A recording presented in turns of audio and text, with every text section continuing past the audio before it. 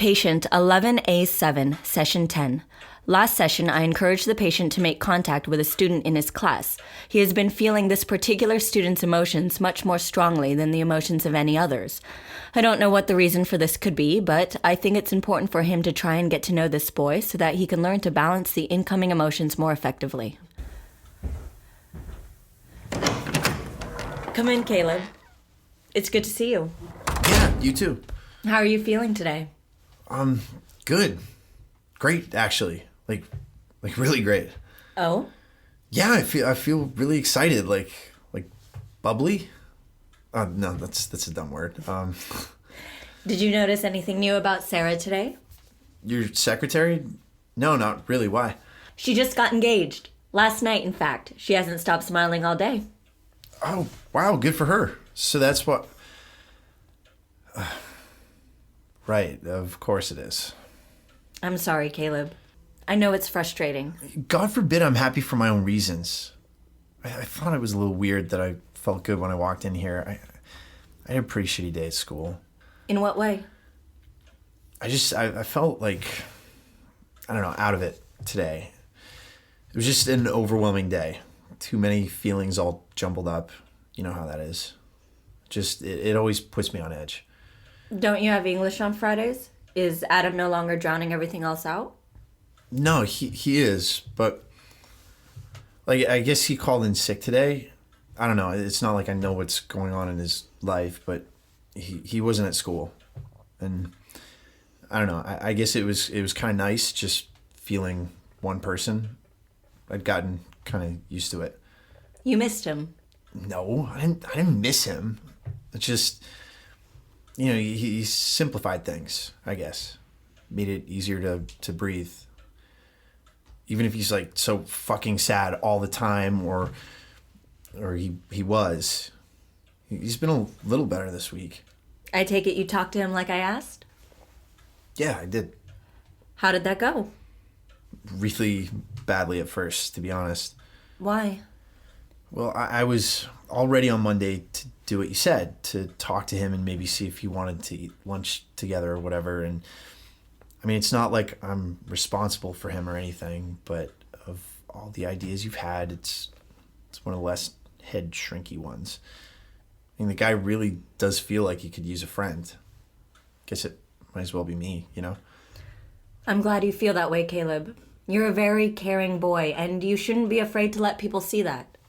Yeah, sure, whatever. But it went badly? Did he say no? No, he didn't get a chance to. I walked into class and he was sitting there listening to his Snow Patrol or whatever the fuck it is he listens to, and he was feeling really, I don't know, like sad but calm. I don't know. It's like lonely but sort of resigned to it. Like I felt alone, but it didn't hurt really. It was just kind of this quiet sadness, I guess. I can understand that. Sometimes being alone can be nice. We can be content in being a little lonely. Sure. Yeah, I guess so. The music was soothing him a bit, I think. So maybe he wasn't listening to Snow Patrol then. What happened next? Well, I was just sort of standing there and looking at him, just adjusting to the feelings, you know, and then he looks up at me, so I start walking towards him, and then I start feeling really nervous and like really hot, like temperature hot. It's understandable that you'd be nervous to talk to him. It can be hard making new friends. No, it wasn't me. I mean, sometimes it's hard to tell, but these feelings were definitely someone else's. How do you know? It's like they didn't fit into my body. Like, usually it's either that the feelings are all just jumbled up, like in most of my classes when there are a bunch of different people feeling a bunch of different things. And then sometimes it just takes over and kind of finds like a home in my chest, like with Adam. What do you mean it finds a home? Well, I don't know. It's like when I'm around him, whatever he's feeling just sort of settles into me and sits there. next to my own feelings. Like his sadness or whatever becomes my sadness. Does that happen with anyone else when you're one-on-one with them? Yeah, I guess. Like when my mom is worried, I feel worried, and I know it's hers, but I also feel like it's mine a bit. It's got a different color to it from my own, but sometimes the edges blur together and it creates a new kind of color. Does that make sense? It does. So, for example, if your emotions are yellow and Adam's are blue, you get green. Right. Yeah. Yeah. And with him, it's like everything becomes green. Whereas with someone else, it's a lot of yellow and a lot of blue and then a little bit of green between them. God, this is like such a fucking stupid way of talking about things. No, it isn't. In all my years as a psychologist, I have yet to discover a perfect way to talk about emotions. Visualizing them can be very helpful. So, with Adam, it completely blurs together? You can't tell the difference between his emotions and yours? Not exactly. I mean, sometimes he's blue and he stays blue. But yeah, sometimes his feelings make green, and I know that they're his feelings, but they feel real to me. Like, more real than other people's. And he is the only person you've encountered that has this particular effect on you? Yeah, I guess. Interesting. I wonder what the reason for that is. Yeah, you and me both. I'm sure the more you spend time with him, the more you'll grow to understand whatever connection is there. Yeah, maybe. But let's get back on task. You were saying you started to feel nervous and hot when approaching Adam? Oh, right. Yeah. Yeah, and he was looking at me, and I was about to say something because I was just standing there like an idiot, and then this girl in our class, Caitlin, started talking to me, and the nervous feeling got worse. Was it Caitlin who was feeling nervous? Yeah, I think so. And what did she say to you? She asked me to this stupid dance at school. It's a Sadie Hawkins dance. You know, when the girls ask the boys. I'm familiar with the tradition. So yeah, well, she asked me to that. And what did you say? I said yes. You don't sound very excited about that. Do you not like this Caitlin girl? No, I mean she's fine. It's just I didn't really like her feelings, or at least I think they were her feelings. The hot, nervous feelings, you mean? Yeah, it just got worse the longer we talked. Made me feel like prickly and just like, I don't know, fucking weird. My skin felt like it was burning up, like I had a sunburn or something. And have you ever felt this way before? Yeah, I guess so, but never this strongly. I don't think I've ever been talking to the person while they've been feeling that way. And what do you think it is? I'm not sure. I guess she was nervous to ask me, and I get that. I mean, I was already sort of nervous myself, so that didn't bother me so much. What were you nervous about? Talking to Adam? Yeah, I guess so. I mean, it didn't go so well last time. So, Caitlin's nerves didn't bother you, but you said you didn't like her feelings. What do you mean? It was the other stuff. The tingly, nauseous feeling, or not nauseous, really, but it... Butterflies? What? Did it feel like butterflies in your stomach? Yeah, actually, it did. It sounds like she likes you. What, you mean likes me? Do you disagree? No, I guess not. You're 16, Caleb. Haven't you ever felt that way yourself before? Not really. Not in a long time. Really? That's all right, you know. You don't have to want romance or sex. Yeah, I know that, but it's not that. It's just I haven't been able to talk to another person and feel my own feelings enough to notice. And to be totally honest, I've sort of avoided girls for the past few years. Their emotions are so much bigger, and They're just harder to deal with. I see. So, feeling this lust from Caitlin. No, can we not call it that? That's weird. Of course. Feeling this attraction must have been surprising. Yeah, it was. I mean, I guess she basically asked me on a date, so maybe it shouldn't have been a surprise, but yeah, it still felt wicked strange. And do you find Caitlin attractive in return? She's okay. Yeah, she's pretty. You don't sound very convinced. I just meant that, yeah, I can see that she's pretty, but... But you're not attracted to her. No, I'm not. I shouldn't have said yes, should I? Not necessarily. There's no reason you can't go to a dance with someone as friends. I know, but I knew she liked me.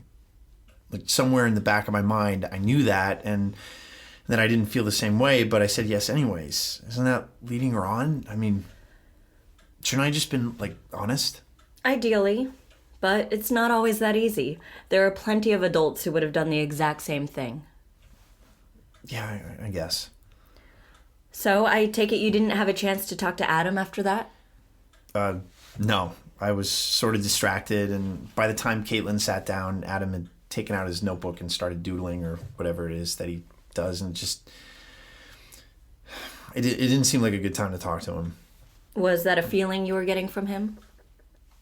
Yeah, I mean, he was mad and, like, bummed about something. I don't know. He just didn't seem super approachable right then. Did you try again later? Yeah, on Wednesday after class. And how did that go? It went fine. Come on, Caleb. You've been on a roll so far this session. Don't clam up now. Well, I was nervous again, and he was too. The moment I said his name, he like looked up, and it was like instant panic from him. I almost walked away right then. I didn't want to make him uncomfortable, you know? But you didn't walk away? Nah. Then I would have looked like a total weirdo, just saying his name and then leaving. So, what did you say to him? I told him I liked his presentation on Macbeth, and he didn't say anything. He just sort of stared up at me like pretty panicked. So I asked him if he wanted to get lunch, and he looked at me all funny and said yes. So we went and got lunch. And how did that go? It was different. How so? It was nice. I mean, we got stuff from the cafeteria and took it outside. I just told him I didn't like how loud the cafeteria was, and he totally felt the same way. And it was quiet and not calm, but I don't know. It was nice. His feelings didn't overwhelm you? Well, they did, sort of. I mean, I could feel them really strongly. He was nervous and confused and like excited. But I was kind of like all those things too, and it was just... Green? Yeah. It didn't rub me up the wrong way like Caitlin's emotions did. I mean, it was a totally different set of emotions, I guess, but they just seemed to fit. Like, I could feel his emotions fine, but I could also feel mine pretty well. And I apologized for shouting at him last week, and that made him less nervous, and then it was just, I don't know, it was easy. I'm very pleased to hear that, Caleb. Were you able to control how much of his emotions you were feeling? Balance them out a bit? I'm not sure. I guess I didn't really try. Sometimes it did on its own. Like, it would be softer at times and bigger at other times. And I don't know how to describe it. Try a visual comparison again. See if that helps. Yeah, but I don't think the color thing applies. Then try to think of something that does. What else have you encountered in your life that was similar to this experience?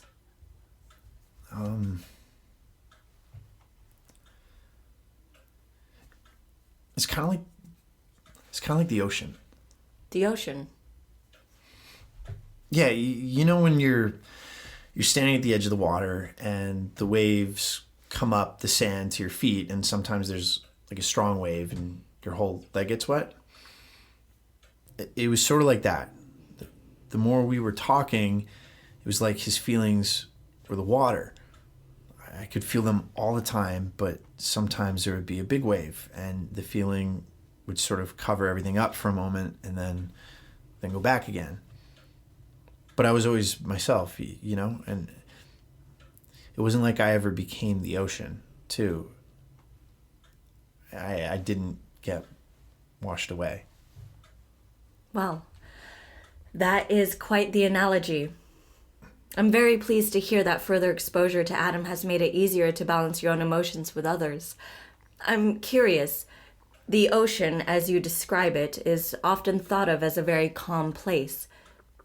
Does Adam make you calmer? I guess so. But I mean, sometimes waves get really big and scary too. Like when we were talking about the guys who were making fun of him, there was definitely a really big wave of anger that sort of took me under for a second. I got really, really angry too, and sort of had to take some deep breaths like you taught me to calm myself down. And where was your anger directed? I know in the past you've had a hard time with other people's anger. It's made you want to lash out at the source. Did you get angry at Adam? No, I didn't. It was, I was angry at those guys, but I was sort of angry with them to begin with. Well, not sort of, like actually really fucking angry. Do you think you would have done something if those boys had come by in that moment? I don't know. I mean, the breathing helped, but yeah, I mean, I was still pretty mad. But I won't hit anyone again. I promise. I know you're trying, Caleb, but remember why you're here. You haven't been handling your anger, or the anger of others, particularly well. I'm happy to hear that the breathing is helping you, but we still have a long way to go on that front. I know, but that was ages ago. I didn't even know what was going on at that point, that I was feeling other people's feelings. And look, I'm not dangerous. I promise. I know you're not dangerous, Caleb. You're a very kind boy. You would never hurt someone intentionally. I know that. But you think sometimes other people's feelings get the better of me? Yes, I do. Why don't we take a break from the talk for a bit? Work on those breathing exercises? Yeah, okay.